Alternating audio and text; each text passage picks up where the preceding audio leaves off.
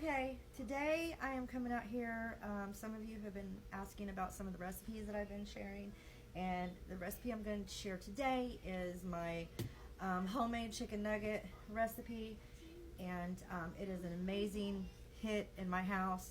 And the ingredients you will need is going to be 2 boneless, skinless chicken breasts. You're going to need some barbecue sauce. This is the kind I'm using. No sugar added, no salt, I guess, sodium free. And you're going to need a cup and a half of corn flakes. You're going to need some olive oil, about a teaspoon of olive oil. And you can add seasonings if you like. I tend to only add just maybe a little bit of garlic powder and a tiny bit of onion powder.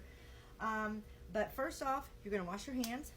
And you're going to take your boneless, skinless chicken breast and you're going to cut it up into cubes. So I'm going to cut mine up into cubes so I can show you.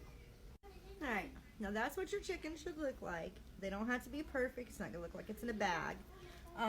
Then you're going to take your mixing bowl and we're going to put all of our chicken in it, and then I'll be back. Okay, I've kind of speeded up the process. I want a couple of steps. Okay, I have put in my 4th cup of barbecue sauce. I just put it in the bowl with my chicken, and take a fork and just stir all your chicken up with that barbecue sauce. Okay. I'm gonna add just a little bit more than a 1/4 of a cup. You can add a little bit more to your, just eye it. Just eye it a little bit, because sometimes your chicken breasts are not the same size, and your cubes are not always going to be the same size at all. So just eye it. If a 1/4 of a cup of barbecue sauce is not enough, just add just a little bit more, maybe like half a teaspoon, because it doesn't take very much. You just want to lightly coat it. If you want to add garlic powder or Italian seasoning, whatever seasoning, a little bit of cumin, which I might add a little bit of cumin to it because cumin is really good. Now you take about a cup and a half of corn flakes, and it's usually better if you have a baggie.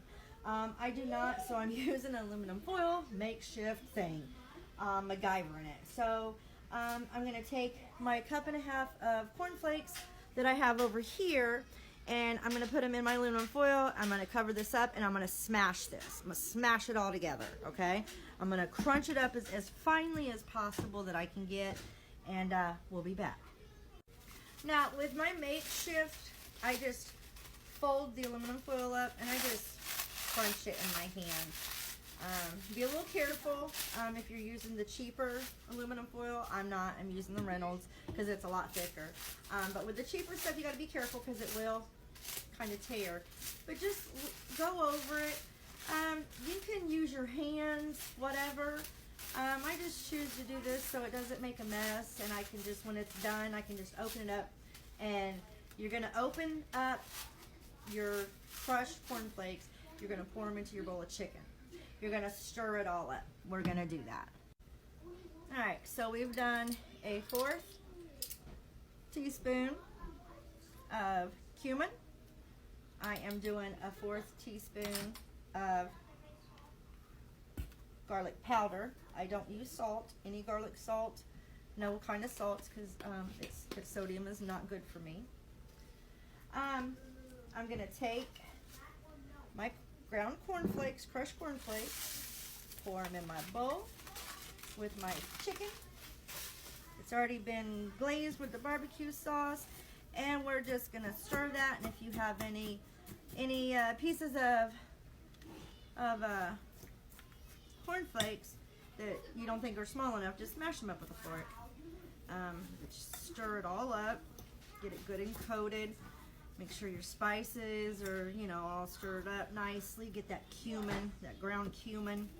Gives it a little kick, a little spicy kick. My grandkids like a little spicy kick. It's not too overwhelming spicy. And we use a 1/4 of a teaspoon. So, oh God. You don't have to put this in a bowl. If you have a lock and lock, you can use a lock and lock, and you can put it in there and just shake it all around, or you can use a Ziploc baggie. like once you get your cornflakes all crushed up, you can just pour your chicken in there. That's how I did it the first time. And it seems to coat it a little bit better. But the bowl part don't do too bad. You might just have to MacGyver it. So this is what it's looking like. This right here is what it's gonna look like. My lighting's not really good. We'll get over here. So this is what it's gonna look like. It's got an amazing smell to it.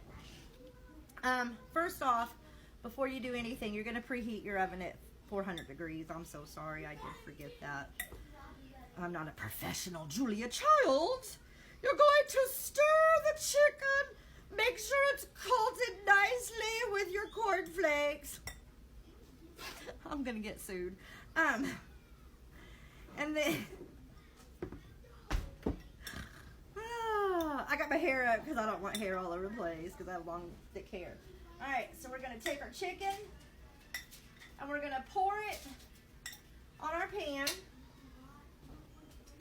Always have a trash can near you to clean up your mess. I clean as I go.